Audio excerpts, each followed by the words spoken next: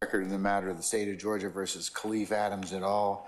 In 22 SC 183572. Mr. Stilwell and Mr. Shard, good morning. All right. Mr. Williams, Mr. Steele, and Mr. Adams, good morning. All right, Mr. Kendrick and Mr. Weinstein, good morning. Good morning. All right, Mr. Ewing, Mr. Matthews Sr., good morning. Good morning. All right, Mr. Nichols, Ms. Westmoreland, Mr. Harvey, good morning. All right, Mr. Ryan and Misty Williams, good morning. All right, Masters Brown and Smith, and Mr. Atkins, and Mr. Uhelski, good morning. Good morning. All right.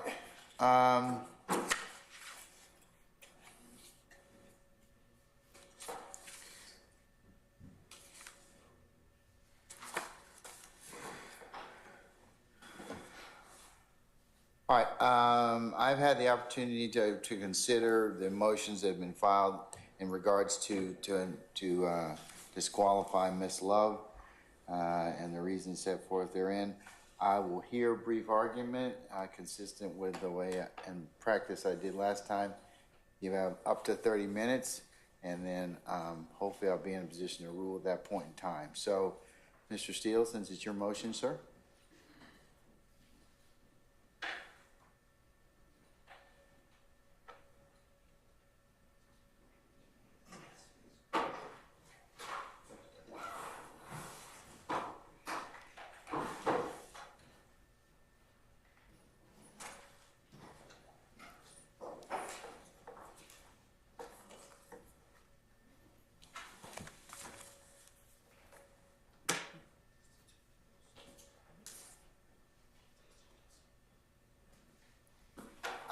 Both counsel, let me give you some direction in terms of what the court is concerned about. And this may frame your argument because you've got case law, and certainly to the extent that you need to invite my attention to it, that's fine. But I'm more interested in those conversations, if any, that were not witnessed by a third party. So what I'm saying is that purportedly that Ms. Love may have had with the witness where it's just the two of them. So when you're dealing with that, I want to go, that's kind of what I kind of want to focus upon in terms of the court's inquiry. So if that helps you in any way, okay? You always help, Your Honor. All right. Thank you. Let me just, can I just approach and give the court some cases in case they talk about them? Sure. I've already done it, so I won't have to keep approaching. Sure.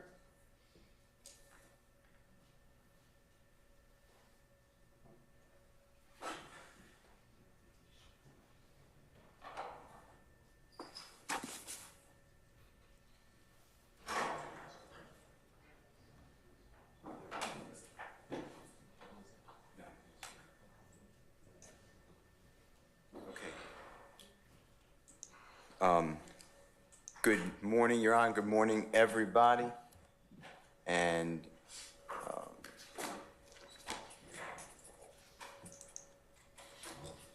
so, Your Honor, I will get to when Ms. Love was not with someone else, but I have two issues that I'd like you to include in that to make this seamless argument. And if Mr. Kokomo, when he's available with the court's permission, can just play two small clips from our court proceeding. I understand it's not the court reporter's work, but the court can weigh it whatever it wants. It's just a refresher on two more issues, and they deal specifically with Ms. Love making an objection to Mr. Adams' cross-examination, and then testifying in front of the jury that there'll be no witness to say what Mr. Adams asked on cross, and that no witness appears on the witness list as well. And then a second one is that Ms. Love cross-examined Ms. Bennett and said that Ms. Bennett sent communications to people in the district attorney's office that you could not make her testify and that you can kiss her a blank, blank. And those did not occur according to the text messages that the court ordered given to us. Well, there is a, so you're not arguing blind, okay? There is a affidavit that was filed in support of that particular material witness warrant. It's under seal for obvious reasons, but there is a affidavit that kind of lays out what she purportedly said. I don't necessarily know if that's memorialized in text messages, so I don't want you to go down that rabbit hole thinking that, you know, that's all there is to it, okay? The question, yeah, that's great. The question, I appreciate it, because I'm not privy to that. The question, though, asked was, did you send communication? Send to me would be an email, U.S. mail, or a text message. Okay. So, All right, fair anyway, Mr. Kokomo, with the court's permission, if he's available to do it, just play them. They're very short, and then I would like to answer your questions. Sure. Is that okay? Yes, sir. In fact, I'm going to get mine. It doesn't. Keith Adams first. And the record should reflect that there's also some people who write in on this at the bottom, and specifically, I'd like everyone to take note that a person who's very, very well respected on following trials said Keith Adams is a phenomenal lawyer. You will see that on the bottom. Isn't that self-serving? I just wanted, I mean, I still want to see if I still got it, okay?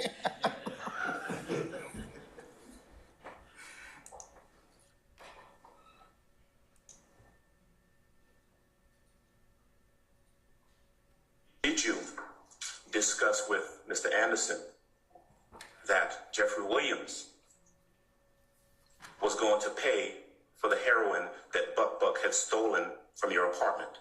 Objection, Your Honor, that would be hearsay, and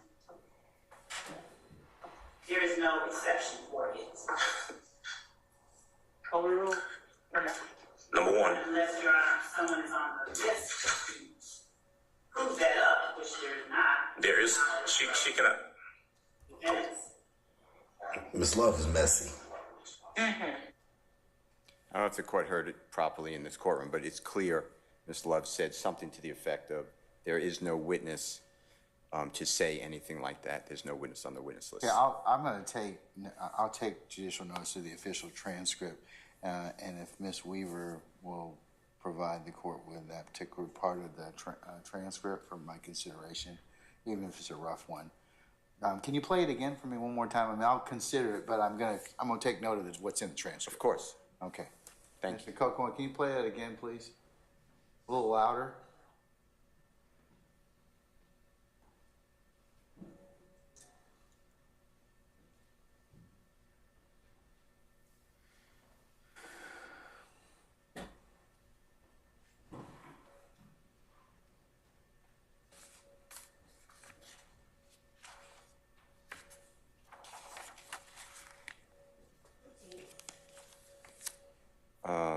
I can get you the date.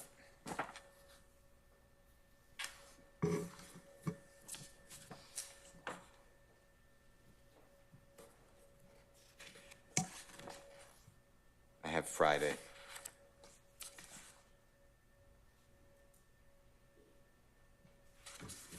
Are you playing it, Mr. Kokomo?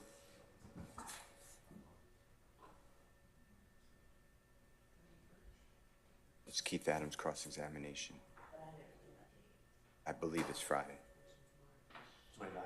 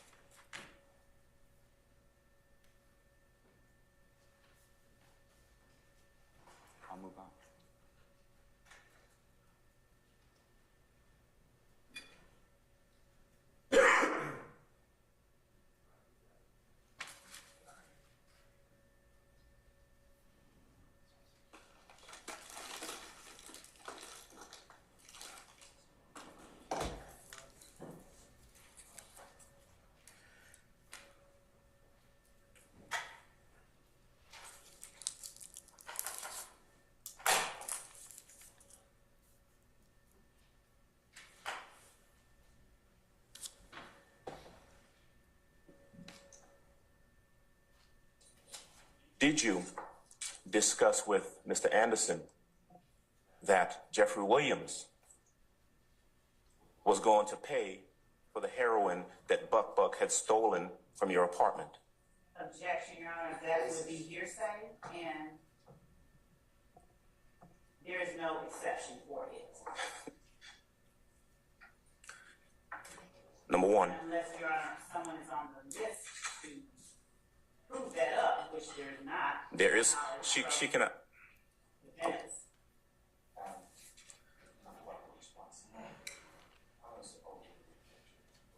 So by telling the jurors, Your Honor, there is And so, no one who can testify to that, whatever the exact words are. That is testifying in front of the jury. Number two is the exchange between Ms.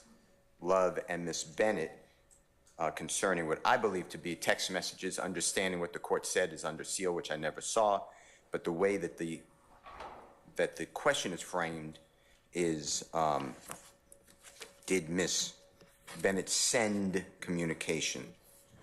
Do you have that, Mr. Kokomo? Otherwise, I'm going to continue.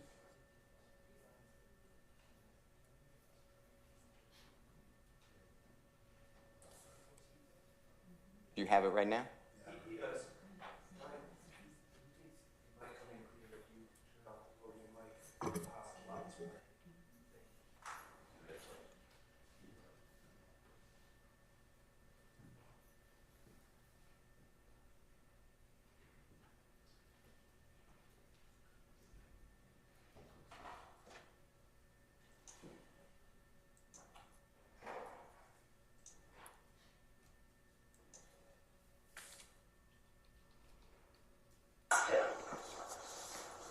Yes, I sent that to Mr. Hamilton.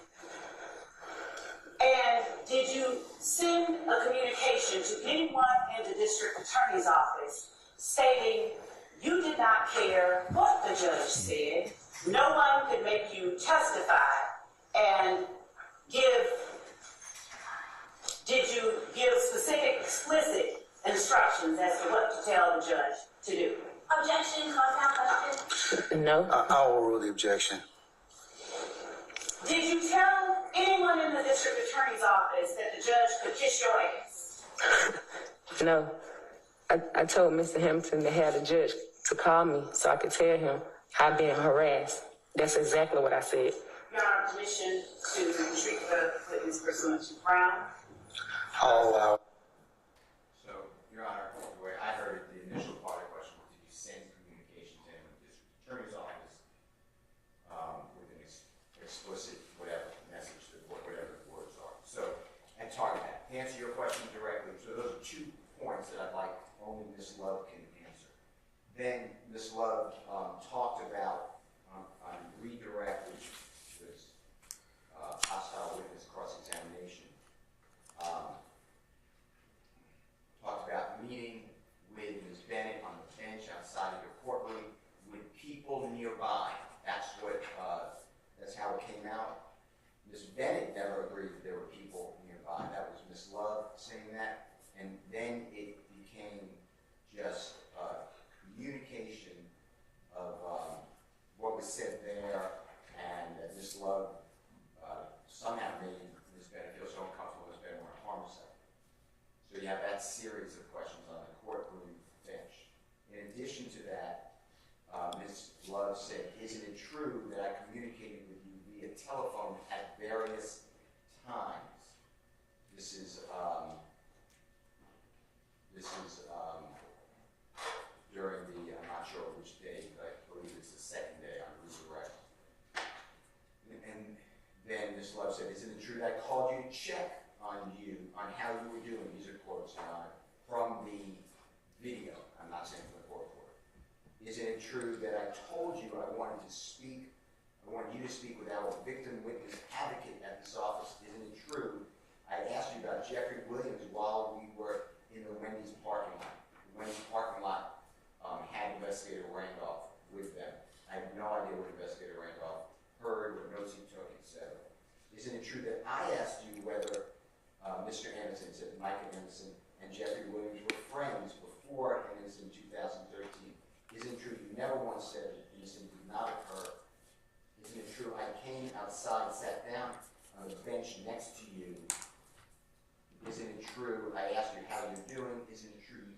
me you were beginning to feel like you wanted to harm yourself again. Isn't it true?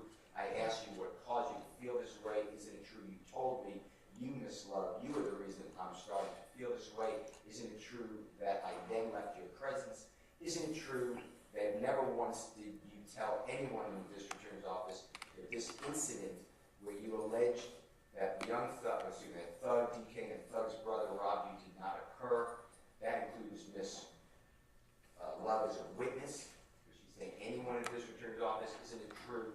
The only thing we told you you had to do was appear, and I can't understand it. Something about a subpoena. Isn't it true that on May 13, 2013, I had never spoken with you in my life? Did I ask you about Donovan Thomas when we met? And I believe it's at the Wendy's, Your Honor, so Investigator Randolph would be around that area. I have no idea what you heard. Do you remember tearing up when I asked you about Donovan Thomas? So did we talk about him getting killed when you and I met? Did you indicate that it was messed up what happened to him? I didn't, nobody did this. Miss Love injected herself into the proceedings. There's not a waiver here. She decided to do it on her own. We don't have to sit here and stop her from becoming a witness. Did you object at the times that she said all these? There's no objection. She's By any of you? herself in the proceedings. No. But don't you have to object to preserve the or let the court know at that point in time? 'Cause that's one of the issues that the state's raised, is that you all failed to timely object. Yeah, the state is wrong. The state is wrong. Respectfully, because this is not on an appeal where I didn't ask for her to become a witness.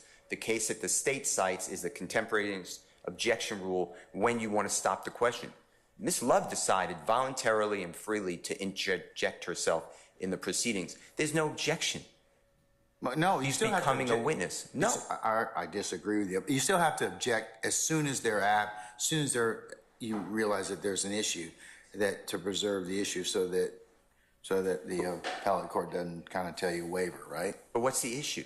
The issue is what you just told me. No, the that issue- she's injecting herself as a witness. And that's okay. I mean, that's what your allegation is. That's okay, though. Okay, but that kind of at least preserves the issue for the court to consider then and make a ruling on it. The court is considering now, did Ms. Love become a witness in the case? All right, then the other thing is we haven't completed the examination of Ms. Bennett. So all the conversations, and this is why I asked you to kind of limit as to the conversations that you believe Ms. Love had, and there's no other third party, because you can certainly examine the witness about those particular statements that were allegedly made, or the third party can be examined at some point. Okay, sorry. I'm sorry. So that's why I asked you. I'm more concerned about those conversations that you claim where it was just Miss Love and the witness, and she is purportedly, as you said, interjected herself into the matter. So I gave you two pristine examples that cannot go without the jurors understanding it. The first one is, did you send, this is Ms. Love's words, did you send a communication to anyone in district attorney's office stating you did not care what the judge said, no one could make you testify, and did you give explicit instructions as to what to tell the judge to do? That is a question. The answer is no. The answer is no. Ms. Bennett said no. So there's nobody else in this planet that I can go to ask, why did Ms. Love say that? In addition, saying to the Honorable Keith Adams' question, there's no witness who's going to come in and testify to that. There's no witness on the witness list. Ms. Love, that's Ms. Love's statement in front of the jury. She has no right. That is a witness. But what about the when the case law indicates, and you all know this, that statements of counsel are not to be considered as evidence. But that you cannot do that. When Ms. Love, that's not an objection. That is a statement to influence the jury. There is no witness. I think a few of you have done that during this trial. And that is just something that it's a practice that is not permitted. It's really not condoned at all, but that you're really not supposed to comment in front of a jury improperly. Judge, Ms. Love put her own credibility in front of this jury. There is no way to erase it. There's no limiting instructions. But I'm going to charge the jury at the end of this case that statements of counsel, opening statements, closing arguments, the questions asked by counsel are not to be considered as evidence. They're not. But Mr. Williams has the right to cross-examine I do. witnesses. You do, and that's why I'm asking you about the times that she has. I gave them to you. Okay, so I gave you all those times about telephone conversations. There were just the two of them. So you're saying the two areas that I'll take judicial notice of, as well as anything that's been on the transcript, and that was on the 25th of March, Not that I believe. I think date it was was the that? I'm sorry. 29th. 28th and 29th of March. 28, 29 March. I'll consider those, and then the other ones you point out for my consideration are the communications. On the bench outside the courtroom, is that correct? Bench outside the courtroom. And then how do you get around the text message when it's not supported by the text message? What text message? Which ones you talking about? When Ms. Love specifically said, and did you send a communication to anyone in the district attorney's office stating that you did not care what the judge said, no one can make you testify, and did you give an explicit instructions as to what you tell the judge to do? What court? What exhibit was that, or trial exhibit was that was introduced?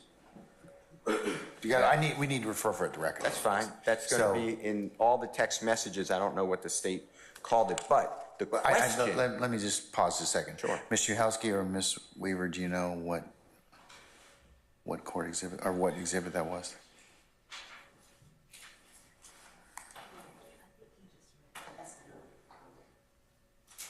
But I need to reference it for the record anyway, so.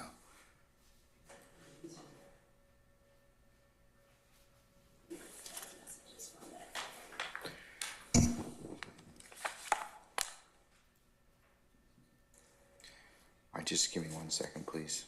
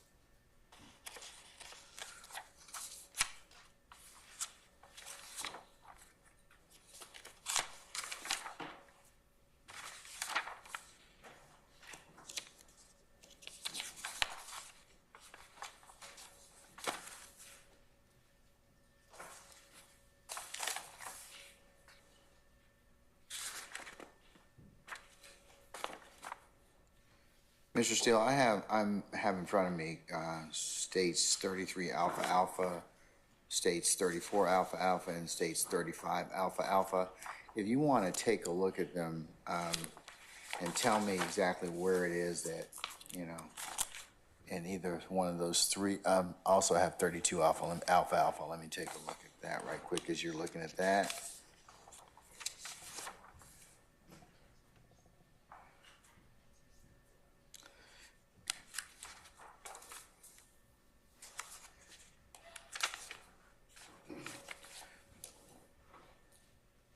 There's also states 32 alfalfa, which is the, purports to be the text messages from Miss Bennett's son. His phone. Yes, you can, sir. This is on 34AA. 34 alfalfa? I'm giving them all back. All right, thank you. Okay, all right.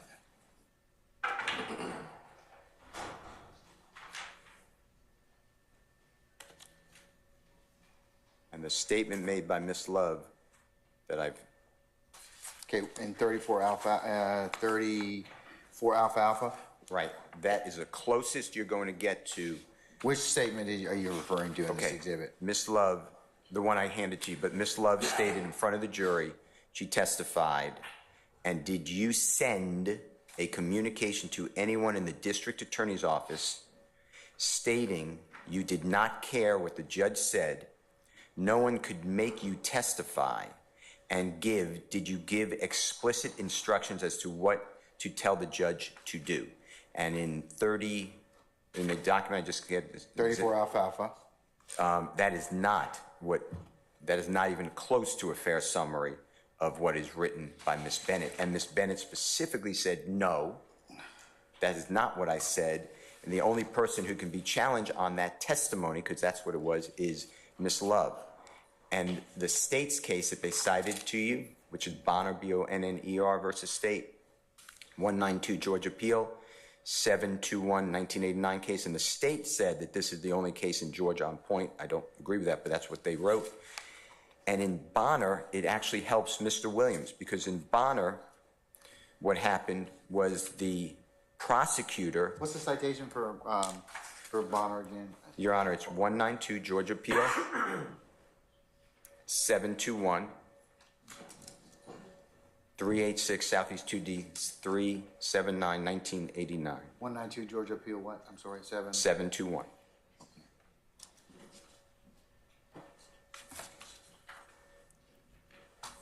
It's a short opinion. It's in Division 3.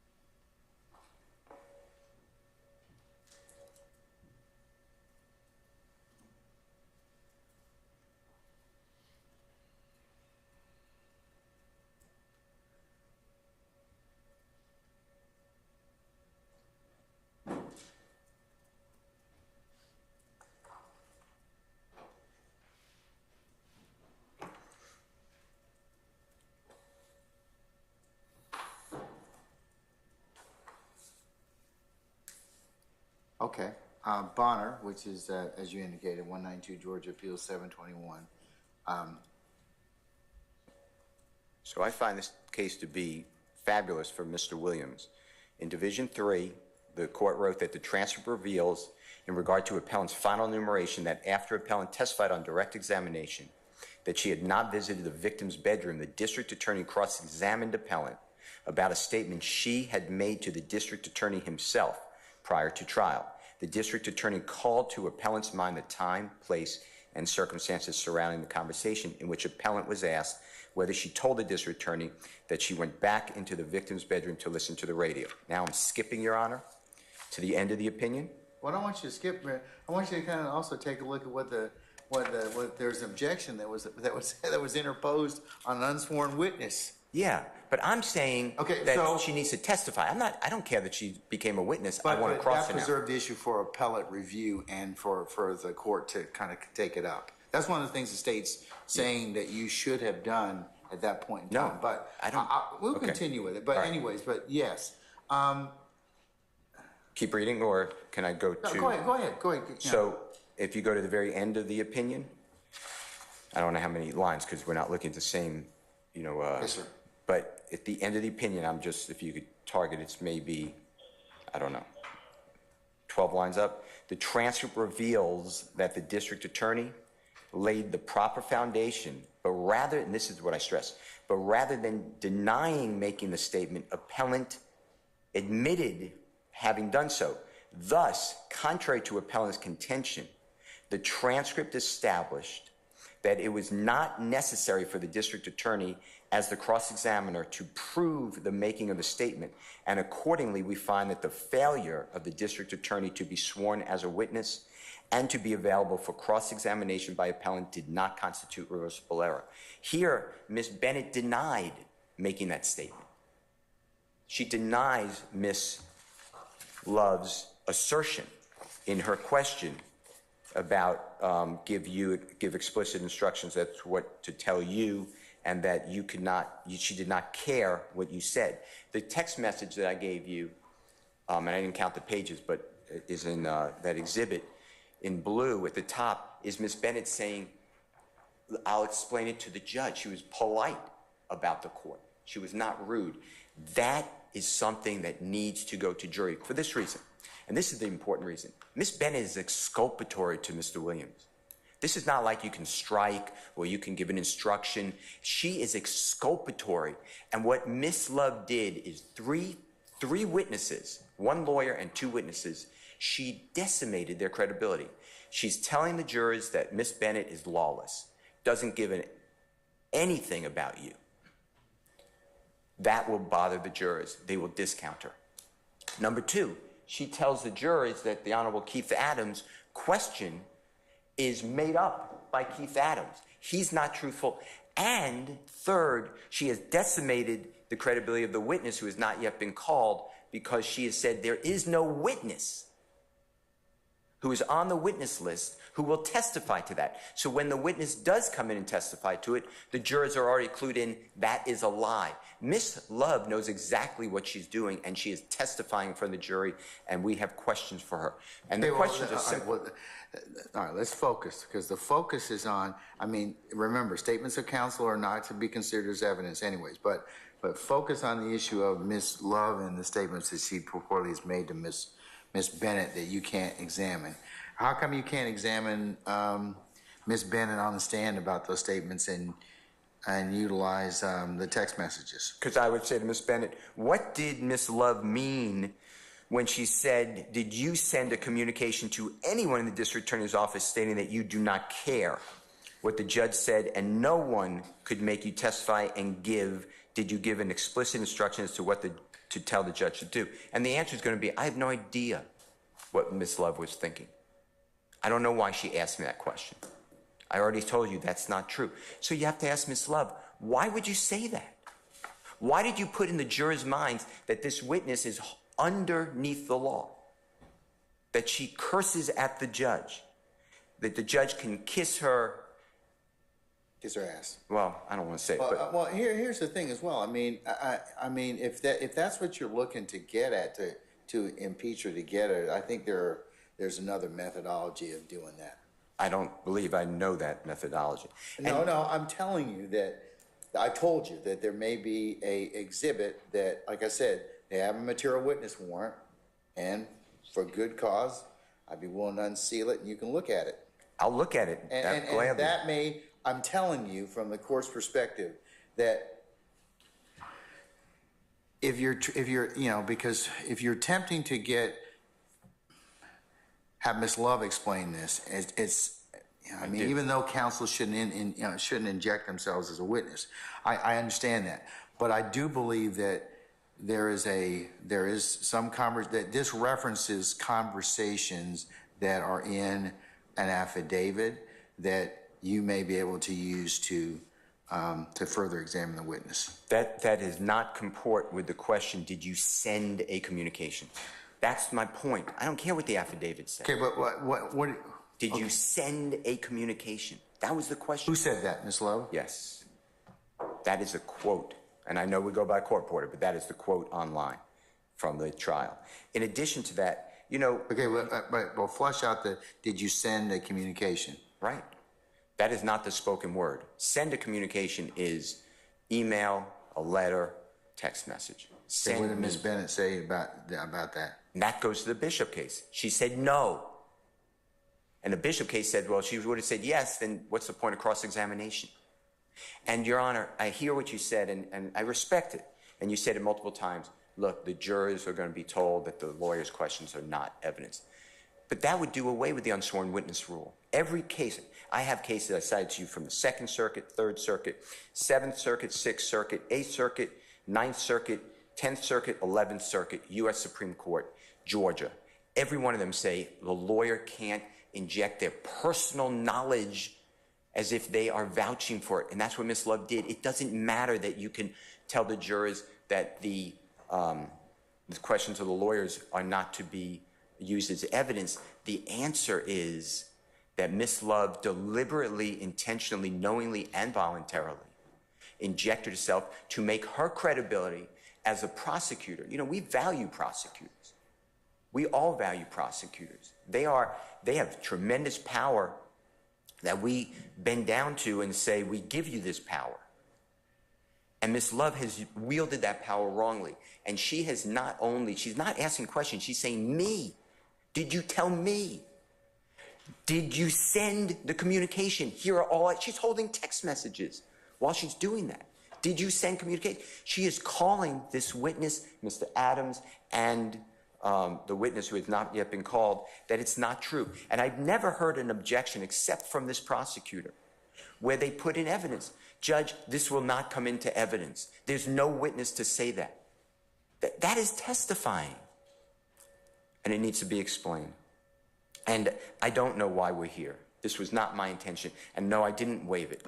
And we don't have to sit here. We don't lay in wait. Miss Love was Bonner doing seems this. to indicate that that there was an objection made as to the unsworn witness. That's exactly what the basis for the objection was. You didn't make one. Yeah, but you got to read further in these other cases. I'm asking for Miss Love to become a witness. She enveloped herself. She's intrinsically intertwined for whatever reason in what she did in the case. I understand that she said that other people around her on the bench. Other people around does not mean that they were part of the communication. Other people around doesn't mean they heard everything. The telephone calls that Miss Love had, we don't accept that it was on a speakerphone with someone else there. She's texting the woman on New Year's, telling her what a great mother she is.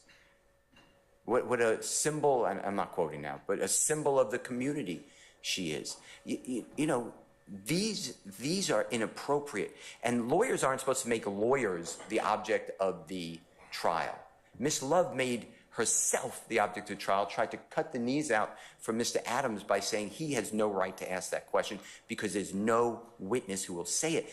Those are all the wrongs that the ethical code and the case law tell us to do. I'm very aware of your time limit. I know there was issues. No, I'm going to let you have a little more time. So, but tell me about the Rule 3.7. If there's any other case law that seems to that you want to point to my attention from Georgia, all the other of course states are persuasive.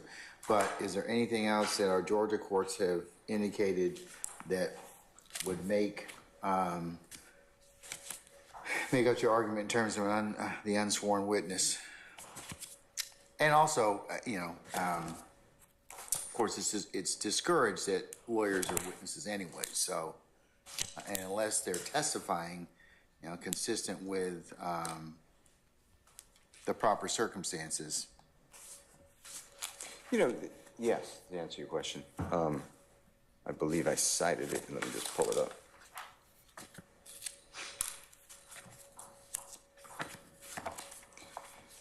It is a case, I believe, that the Honorable Bruce Harvey did George Harvey when cases were cases.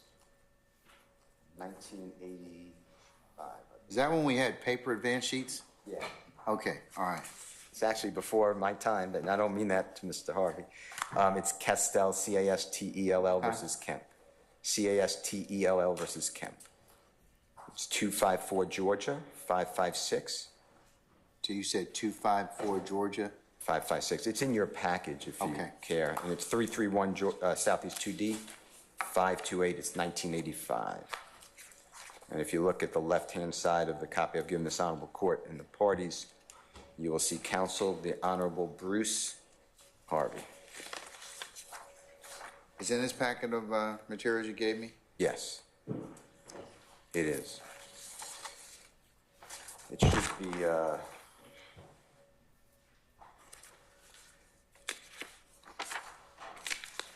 fifth case, it should be.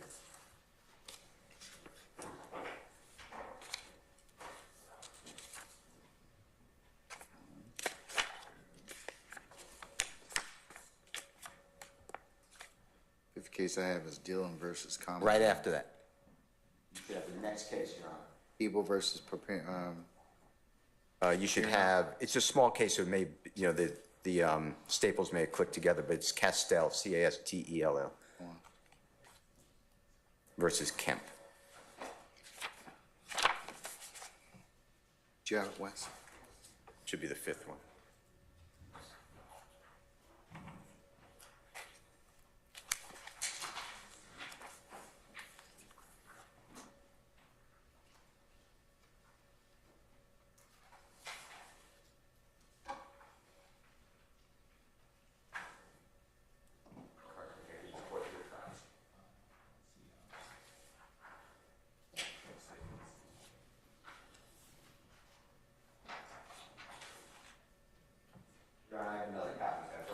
Yes, sir, you may.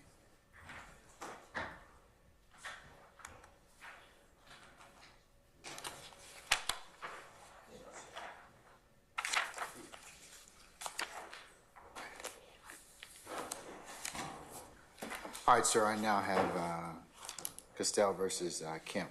So on the second page, the left-hand side, Yes, sir. the 12th line in the center, the roles of an advocate and of a witness are inconsistent.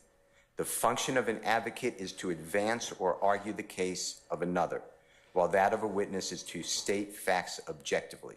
And then cite State Bar of Georgia's Code of Responsibility, Ethical Code 5-9, 1983. Furthermore, where the question arises, doubts should be resolved in favor of the lawyer testifying and against his continuing as an advocate. And that, again, cites to the Ethical Code.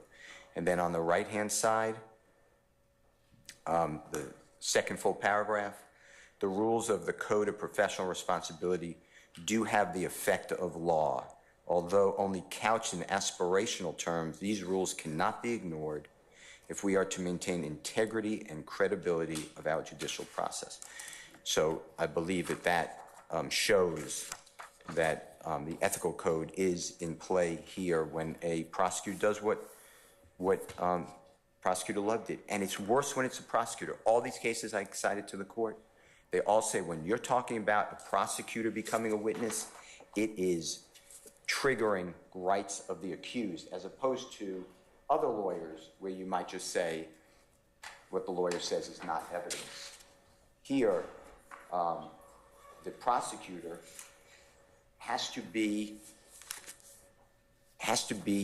looking out for the rights of everybody. That's why there's Brady obligations. And in this case, Ms. Love just went way over the top and injected herself. Your Honor, the United States versus Hosford, Hosford, which should be the first case against honorable court in the parties, which is 782 F period 2D 936. It's 11th Circuit, 1986. In that case, the AUSA, his name is McGee, MC capital GED, did not formally appear as a witness, but he was cross-examined. And I mean, he was doing cross-examination, and he was involved in the facts of the case like Miss Love. And on page 3 of 5, the 11th Circuit goes through a 4-part analysis, but on the right-hand side, the 7th line in the center, specifically, I think this applies. The 11th Circuit said that third, the performance of the dual roles by a prosecutor might create confusion on the part of the trier of fact as to whether the prosecutor is speaking in the capacity of an advocate or of a witness, thus raising the possibility of the trier according testimonial credit to the prosecutor's closing argument. And here, that's what we have. We have the cross-examination or the redirect examination or the direct examination of a, quote, hostile witness, where Ms. Love is, through her questionings, raising the possibility that the jury will think that they're giving testimonial credit to what she's saying. You can't ignore that, and you can't erase it. The fourth one, right after that, the 11th Circuit wrote, fourth, the rule reflects a broader concern for public confidence in the administration of justice and implements the maxim that justice must satisfy the appearance of justice. This concern is especially significant where the testifying attorney represents the prosecuting arm of a federal government. And I don't know how we got here. I don't know why the state thinks that this is no big deal, just cross-examine someone else. This is exactly what we don't do. It's an ethical violation. It is a lawful, legal violation. And I ask this honorable court to disqualify Ms. Love from going forward in our case. She will be a witness in the case. And we will ask her, we'll telegraph her what concerns we have. Why did she, I told you, what did she do at the bench to make what did she do? Outside bench, that conversation that was had purportedly outside. Right, what Ms. Love reported to us. That one where others were around, that's how it was said, others were around, not others were participants. The telephone calls, the announcement in front of the jury, it's not an objection to say there is no witness who will say what Mr. Adams said, that this was a theft and Jeffrey Williams repaid the theft. And did you send, Ms. Bennett, did you send communication that the judge, I'm not going to go through it again, but, inappropriate things towards this court? And the answer was no. So that's why Bonner, I believe it's helpful. All right. No, Your Honor, thank you very much. Okay, all right. Ms. Juhelski? And by the way, can I say one other thing? Do you mind if I just say one other thing? Your Honor? Yes. I looked at my notes. It is Thursday as well as Friday, not just, I think I said earlier Friday. It is Thursday, some of these concerns. They came up on both direct and redirect.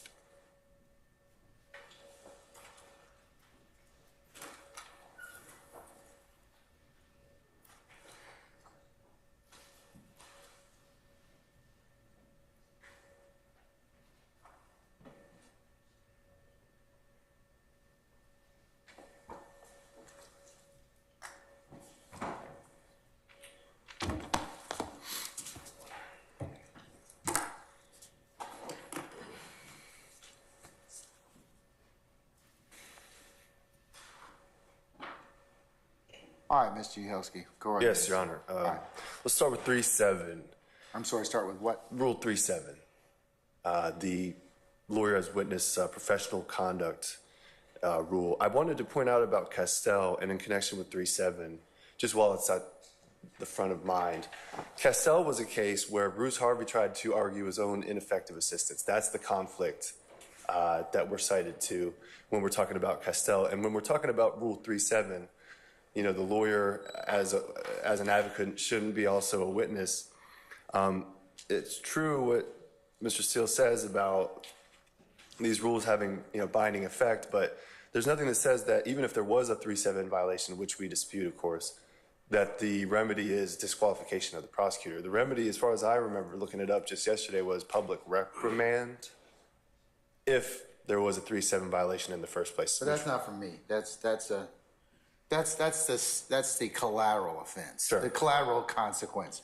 the legal consequence for the trial would be for me to, they've asked me to consider that she'd be disqualified. Sure, but I guess the larger point about Castell, going back, is the idea like of an attorney on a habeas to argue that their own performance at trial was ineffective. That's kind of an impossible conflict of interest. So I don't think we have anything resembling that here. And I want to go to the questions that Mr. Steele was getting into, and I'm not going to get too much back into the briefing because I know Your Honor has digested that.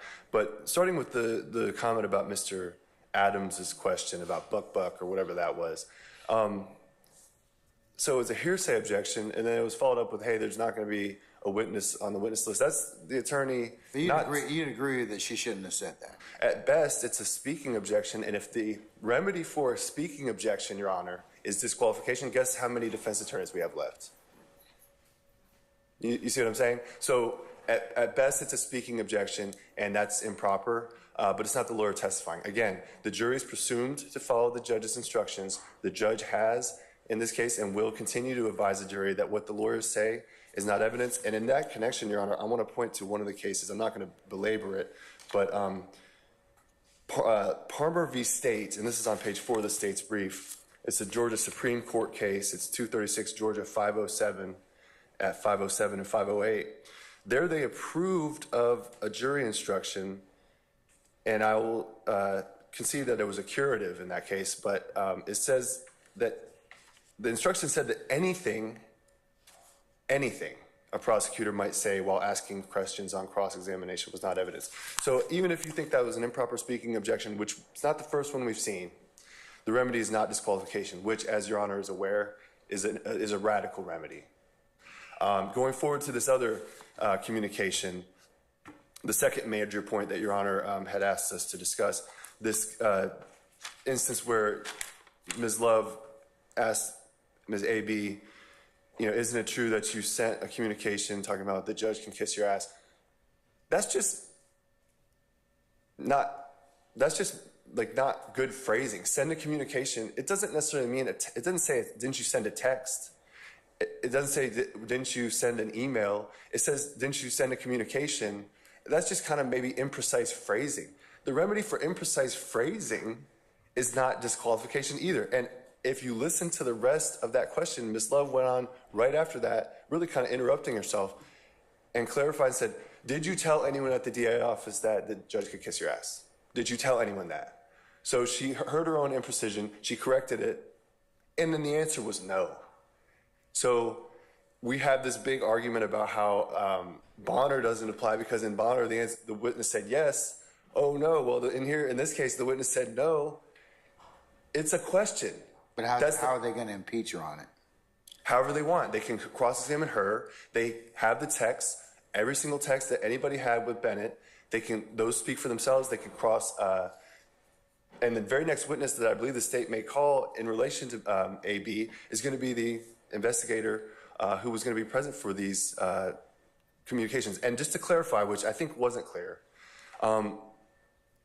we're not saying, and it's not true that Ms. AB ever sent a text that said the judge can do this. That was an oral statement that was made, and Ms. Love said, hey, didn't you tell me this? And we can ask Ms. AB about it. We can ask the investigator who swore an affidavit to that effect, which Your Honor is aware of. And so there's no unsworn witness violation. And I'm not going to make too much more, fodder of the Rule 3.7 stuff and the idea of like preserving objections, because it's true what Mr. Steele says. That is an appellate doctrine, and if you don't object to it, you waive it. The contemporaneous objection rule says if you don't object by the time the next question comes, you've waived it for appellate review, and that plain error and stuff, all that still applies for an appellate matter. I just wanted to point out that the sort of artful practice that you see here is a little bit concerning, especially when you look at the sort of injection that happened with Mr. A.B. when it comes to lawyers asserting potentially facts not in evidence, becoming part of the evidence. Again, if disqualification were the remedy here for what is alleged, and we're not even conceding that the allegations are true, but if disqualification were the remedy, where's the Georgia case that says that? And if indeed that was the remedy, again, like bye-bye defense lawyers, because Your Honor's been aware of this going on both sides. We have we have permission to lead a witness. Okay, that's proper under Brown. When you're asking a leading question, it's always going to presuppose some sort of desired response. That's just the textbook way that works. The fact that we have communications with the state's witness prior to that state's witness testimony, and that somehow is being made into a disqualification grounds, that's just prepping a witness. That's just trial practice. You can't avoid that. You're going to have to communicate with your witnesses to get them up on the stand, especially difficult witnesses in high-profile cases. So, again, what the lawyers say is not evidence. The jury know that, and they're going to be told that, and they're going to follow What about that. okay, let's assume I believe that, or that assertion based on the text messages that at least we're in states 34 alpha alpha.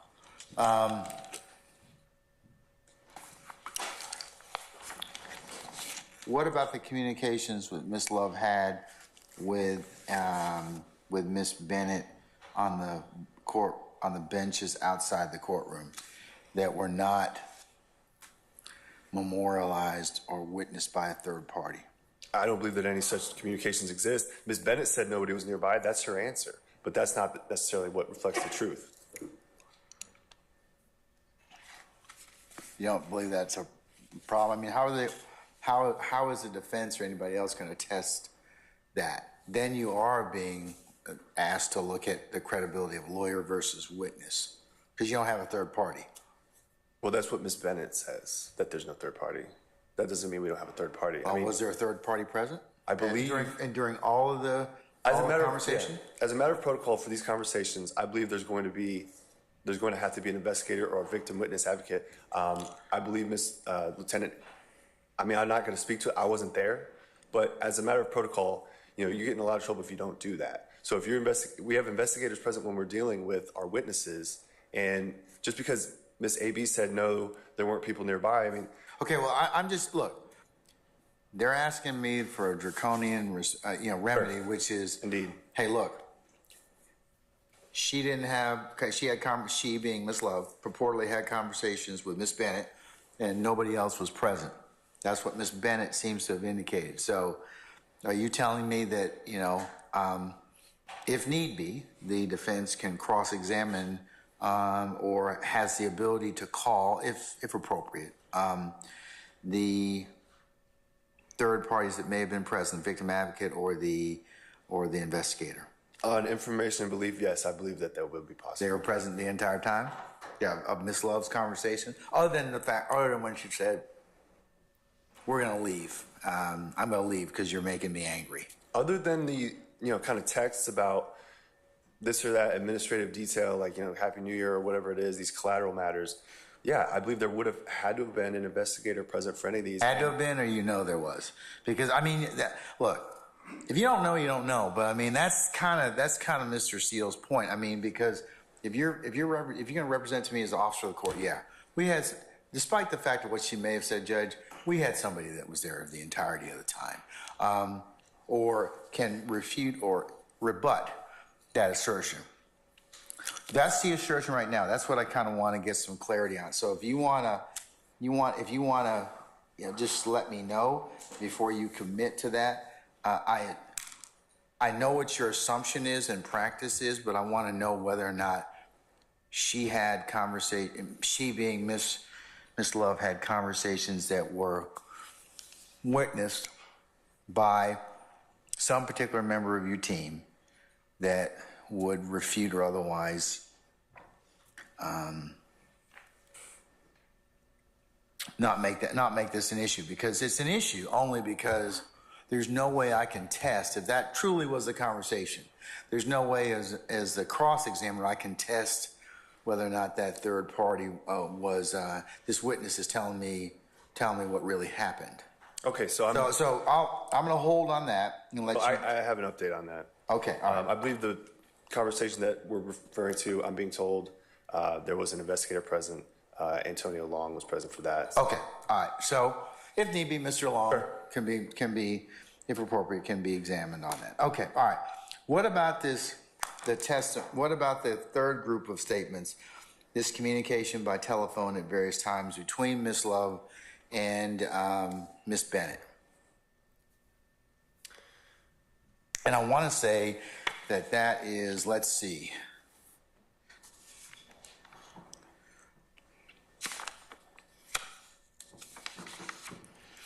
And you all might be able to help me out with that.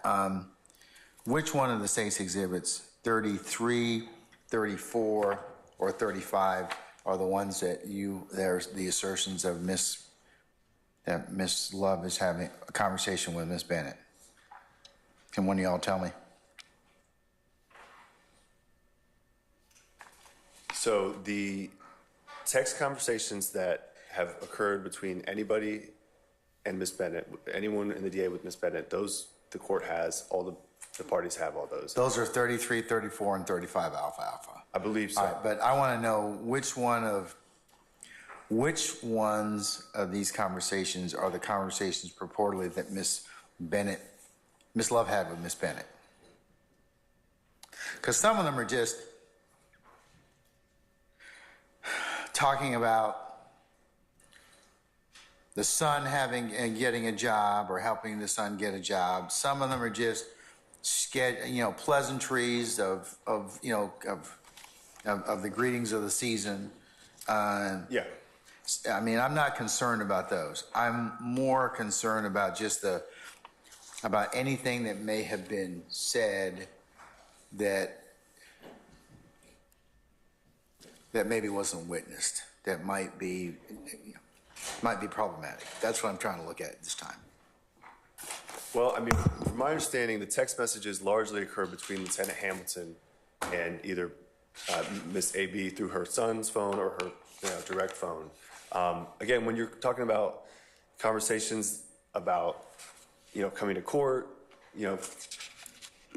just pleasantries and stuff like that, I'm not aware of any conversation that happened that was of substance that wouldn't have been witnessed by an investigator or some other advocate per protocol. I mean, the universe of all the potential things that could have been said. I mean, I'm not really in a position to represent like what may or may not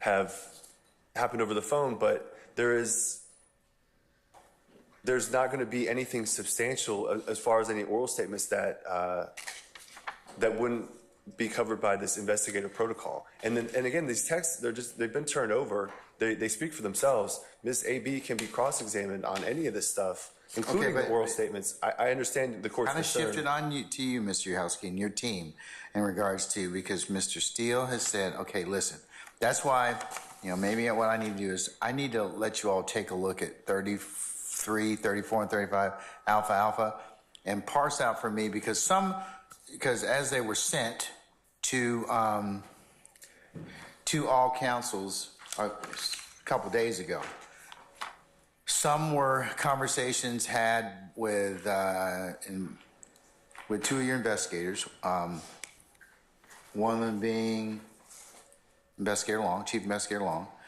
The other one was with, I want to say, Investigator Hamilton. And then the other one was reportedly with Miss Love. So there's three sets, I think, of text messages. That's kind of what I need you to kind of look at. I need you to look at this last set of communication at various times of who within those particular exhibits had text message conversations. The one I'm focusing upon at this point in time is of course Miss Love. So let me just recess about 10 minutes and let you all kind of look at that. That's kind of what I want to address. I just want to make sure that I've gotten it correct. Okay. That's fine. Thank you. Okay. All right. So we're going to be in recess 10 minutes. All right.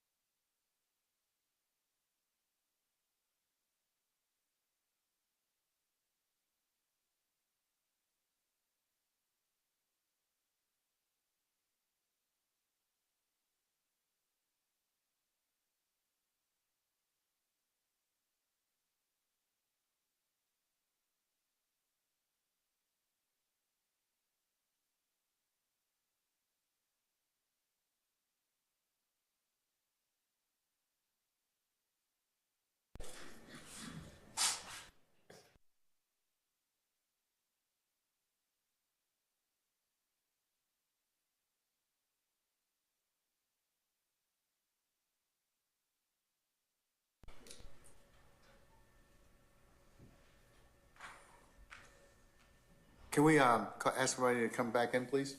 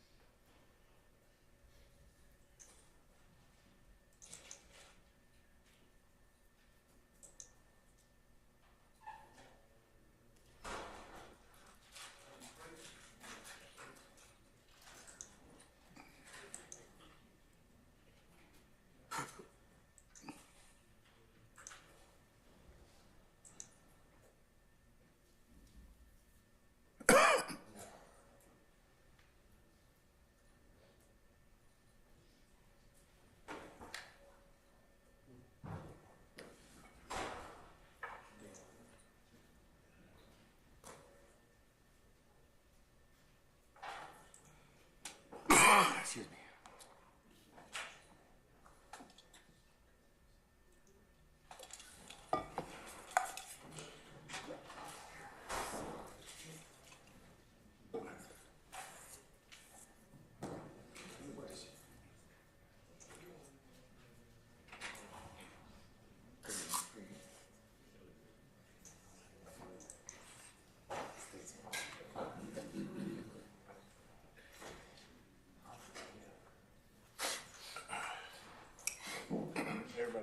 All right, thank you, Sergeant Ingram. All right, Mr. Uhalski, we'll be able to parse out as it pertains to the state's exhibits.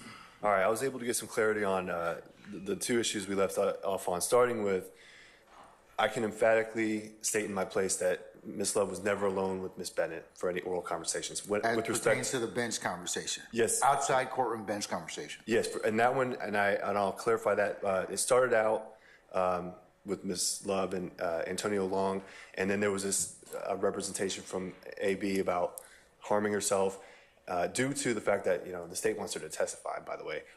But after that point, Adrian was sort of backed off, and then Tamika Kelly and Partrina Baker then went ahead and got with Miss AB at that time. And I will say, if Your Honor thinks that cross-examining AB on that conversation is not enough. Ms. Bennett. Yes, sir. Okay, all right. If Your Honor thinks that the defense cross-examining AB on that conversation and the circumstances surrounding it and everything about it is somehow not enough under the Constitution, then you have those additional witnesses. The next part is the text message conversations, okay? I wouldn't even call them conversations, but they're contained. Okay, let's the first, Grant, tell me which text message conversations, because I want to say there's 32, 33, and 34 alpha alpha. Is that correct? Yeah, 35 alpha Oh, alpha. and 35. Is it started at 33 or 32? You all have them, so I don't. So, Well, the ones that pertain to Ms. Love's conversations, the text communications, are 35 alpha alpha. okay, so let's take a look at those. And so when you do take a look at those, and I'm looking at them now, I'll just characterize them. They're sort of pleasantries. How are you doing? Good morning, et cetera. I mean, we can take a look at every word of them. And like I said, they speak for themselves. And let me again, take a look at 35 yes, sir. alpha alpha. And the approach. Yes, you may. Thank you. I'll give Your Honor some time to look at those, but I'll be ready to continue at the court's pleasure.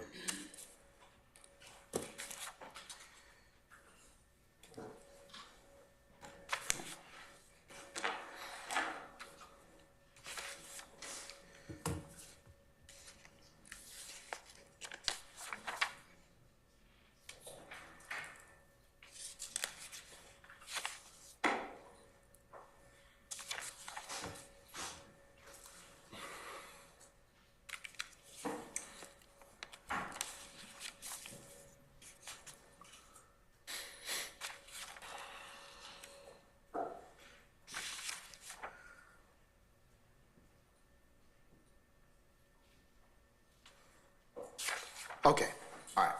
So what I would say about those text messages, Your Honor, as you look at them, they're pleasantries, they're administrative, they're collateral. And the larger point, one of the larger points, is that these are just text messages that Ms. Love sent to AB as part of, we want you to testify, we're, using you in the case. For the most part, AB doesn't really say anything except for those two instances, and those are administrative responses in the first place. And even more than that, the idea that a prosecutor texting a witness about coming in to testify and how are you doing and all this other stuff, that's just text messages that occurred between Ms. Love and AB. That's not unsworn testimony. And when it comes to the ability of the defense and the right of the defense to impeach on matters like that, Your Honor, I want to point you emphatically to Scott v. State. Okay, that's a 2020 Georgia Supreme Court decision, 309 Georgia 764, and again, that's 309 Georgia 764 at 770. And it says as follows. Under OCGA 24-6-621, a witness may be impeached by disproving the facts testified to by the witness. But this statutory provision does not provide a party with an unlimited ability to impeach a witness by contradiction. To use an example of something that did come out maybe in testimony, isn't it true you were late to the meeting? Okay, yes, no, doesn't matter what the answer is, it's collateral. Scott says, a party may not use extrinsic evidence to impeach a witness by contradiction on a matter collateral to the material issues at trial. Whether AB was late to the meeting, not material to the trial. It goes on to say that even under the former rule that preceded 621, a witness may not be impeached based upon a discrepancy relating to a wholly immaterial matter. And even further in Scott, going on to 771, it talks about how the person's, the ability to disprove something that's relevant to credibility, that a discrepancy on that point does not relate to a material issue in the case. So I'm going to leave the court with Scott. I'm going to leave the court with my understanding of the extent of the text communications that would have just been between AB and Ms. Love. But I want to leave the court with the final impression, again, reiterating that those text messages are not testimony. And really, if the defense wants to talk about them, they could ask Ms. Bennett. And so we would ask the court to deny this motion. All right. One more thing. Do you all have a copy of the affidavit for the material witness warrant? I'd have to do an order unsealing it. We can certainly. Do you have a copy of it with you, or do you have? Can you get me a copy as I collect? We'll provide a copy to the court immediately. Can you all get me one in the next 5 minutes? Yes. We're working on it now. All right. Okay. All right. So I want to take a look at it, Yes, sir. and I may, depending upon what it says, make some other additional findings. Okay. All right. Thank you, Your Honor. So I'm just going to recess in place.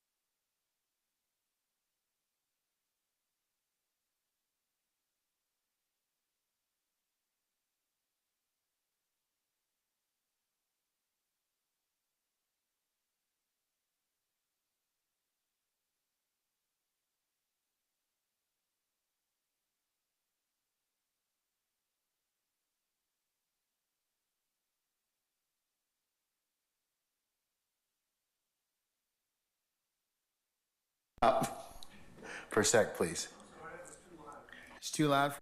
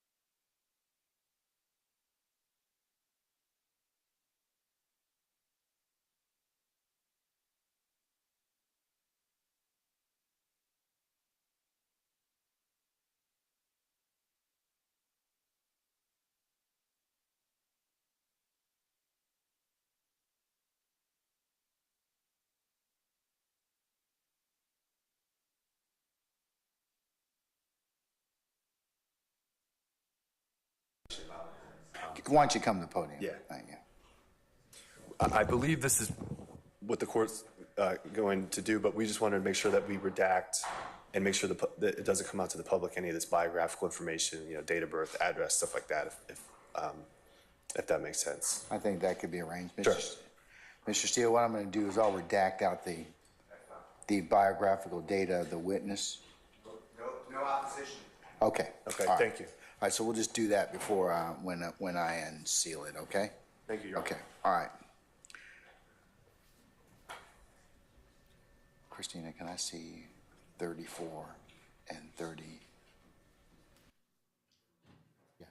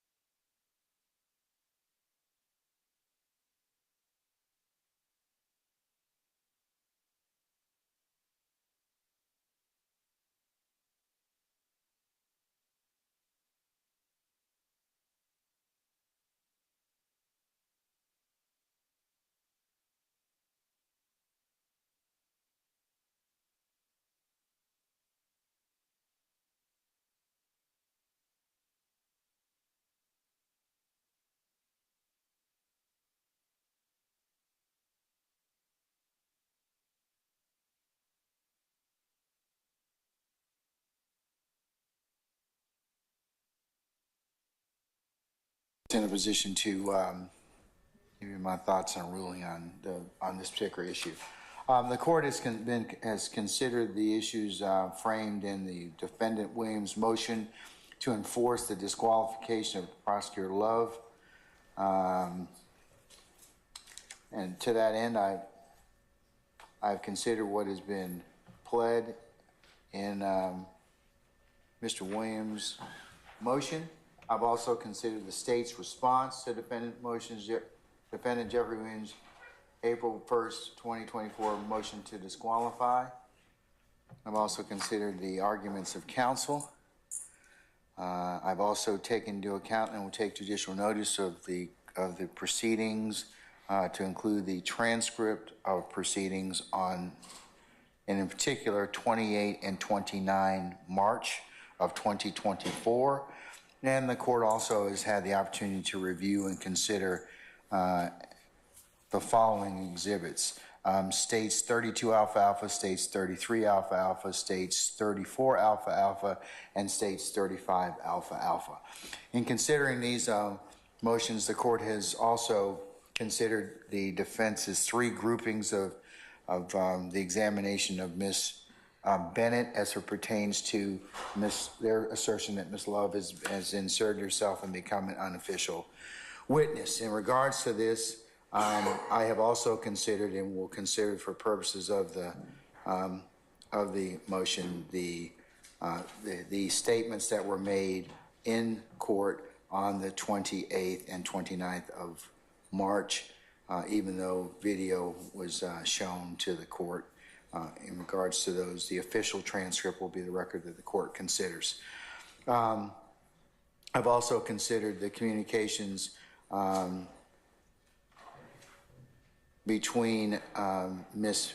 Bennett, the witness, and purported to be Ms. Love and other members of the staff of the district attorney's office. And then third group of consideration is the communication by telephone at various times between Ms. Love and Ms. Bennett in states 35 alpha alpha.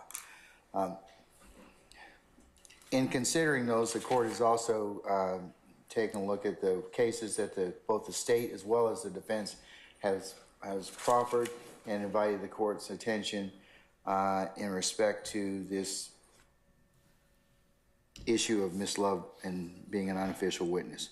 The court is of note considered Bonner, as well as, and Bonner's at 192 Georgia Appeals 721, and also the court has also considered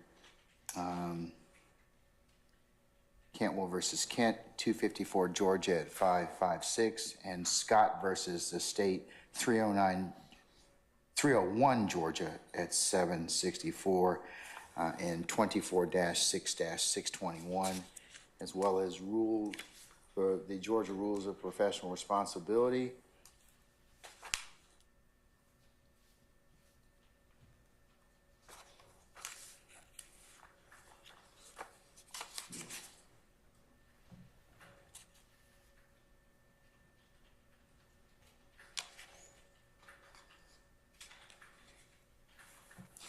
Uh, 3.7.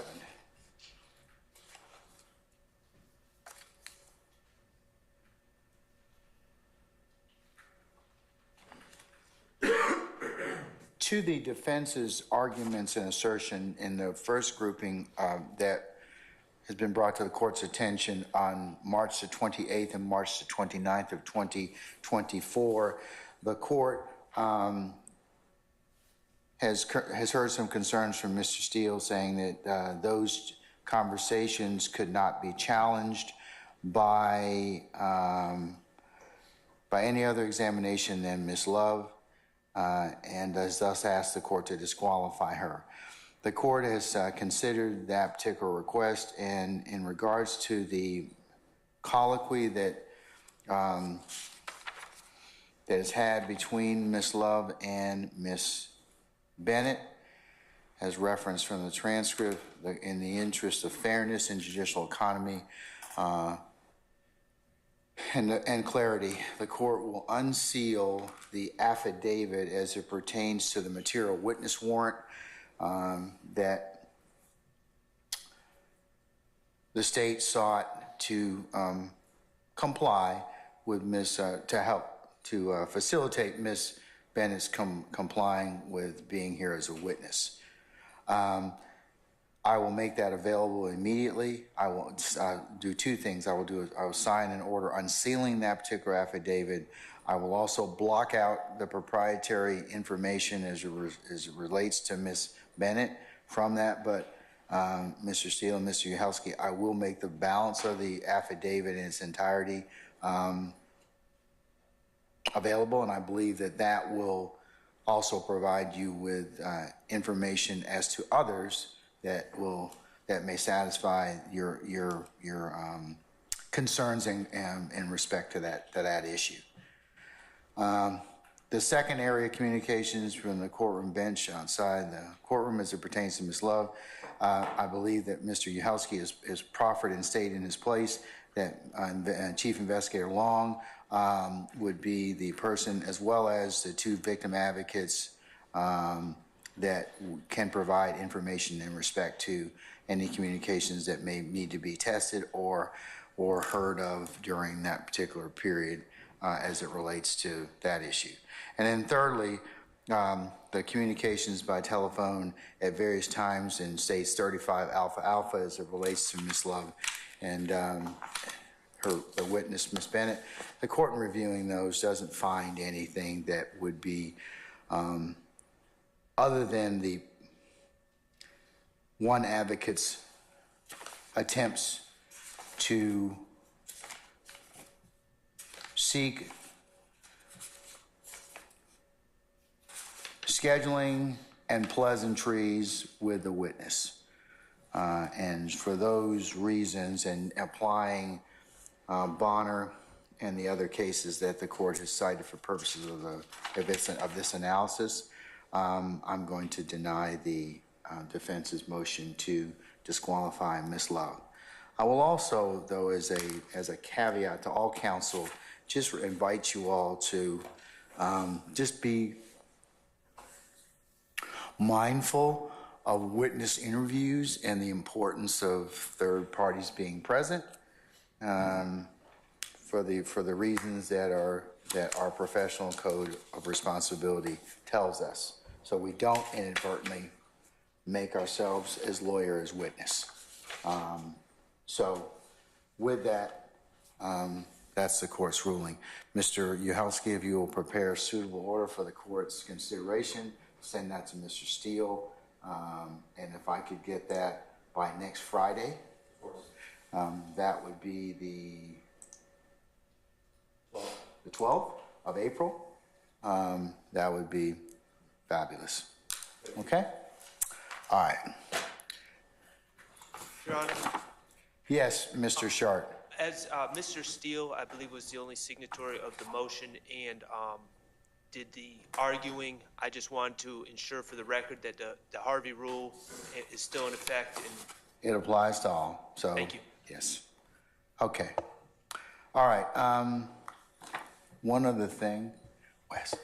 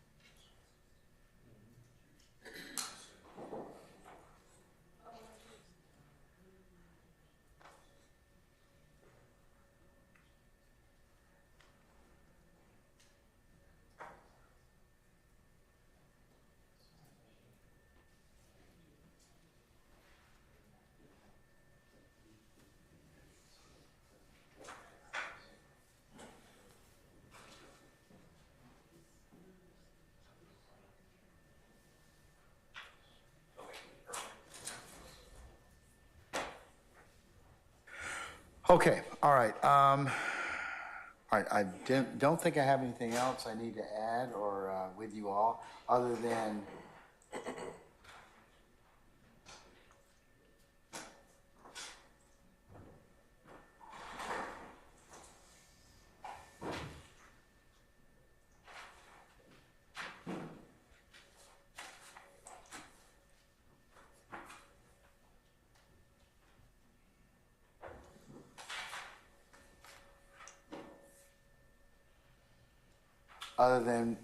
we'll be back in session at 8:45 on Monday morning. I'll cover with you all my administrative order, and just to make sure it'll be entered and all of you will get a copy of it. Okay, anything else? Mr. Harvey. Just one logistical matter.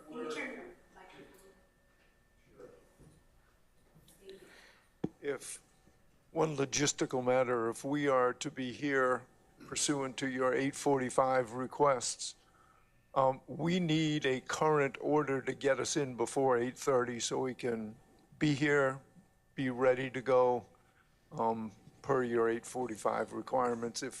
If your staff can prepare us an order allowing us to get in before 8:30, we would appreciate it. Mr. Harvey, I will take care of that momentarily, okay? All right? Okay. Anything else? All right, if not, I'll see you all for 8:45 on Monday morning, the 8th, and our jurors will be present, and we'll take up that, because I believe I told them to be here for 9 o'clock. So we'll whenever they all get here, that'll give us some time to cover any other ministerial that we have to cover.